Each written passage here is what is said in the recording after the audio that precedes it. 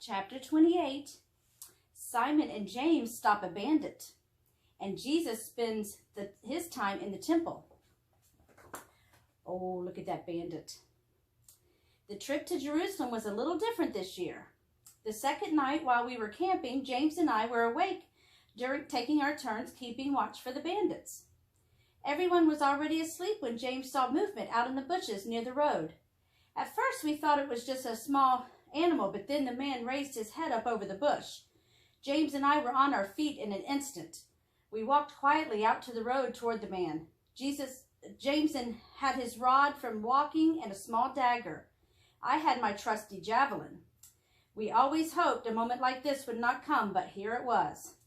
The man saw us moving toward him, so he jumped up and ran down the road away from our camp.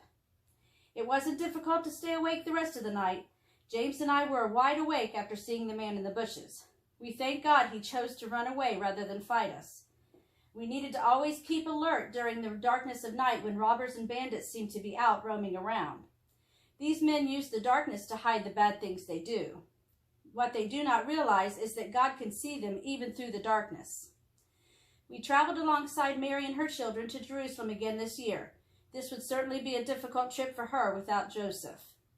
But Jesus took a lot of the workload himself, and the rest of the children being older now, the preparations went a little more smoothly.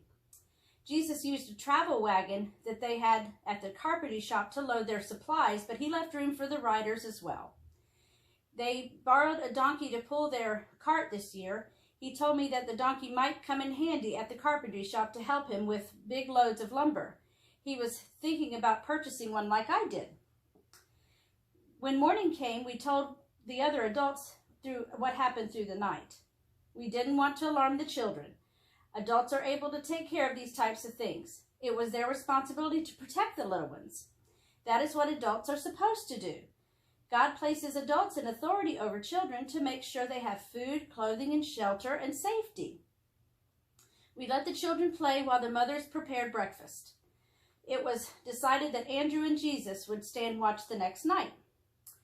Our time in Jerusalem was coming to an end, and we would leave the next morning. We still had some time before darkness fell, so we went to the market in town for a few supplies to our journey home. Happily, we saw Eli and his family at one of the booths. He was selling his tents he and his family had made. What a surprise! Eli was now married and had 2 children, a boy and girl of his own.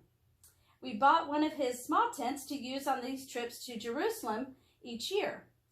We also purchased a smaller piece of fabric made of woven goat's hair to line the travel cart when it was loaded with supplies.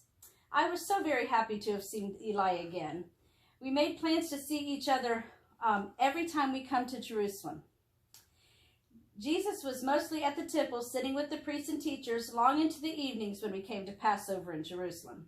From the conversations we overheard, no one thought of him as Messiah. They merely thought of Jesus as a curious young man who knew a lot about the scriptures. Joseph and Mary were credited with training Jesus in the scriptures.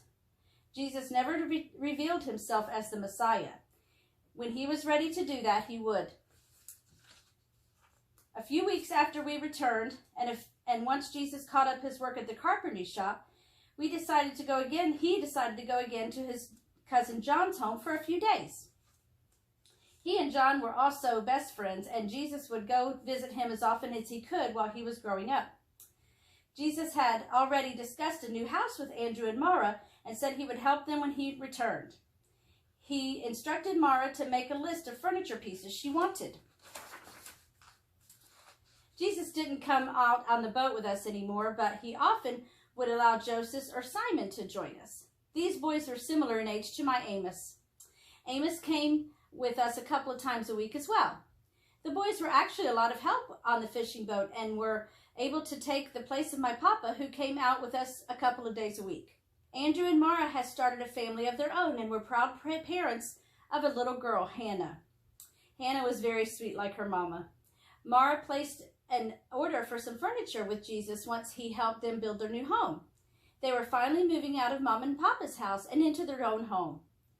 It took several weeks to build their new house, and Then they needed some new furniture to place inside. Jesus was a very good carpenter and did beautiful work. Once he drew the picture of the pieces of furniture Mara wanted, he started to work on them with James and Joseph. They were each very good for furniture pieces. Joseph had trained them well before he passed away.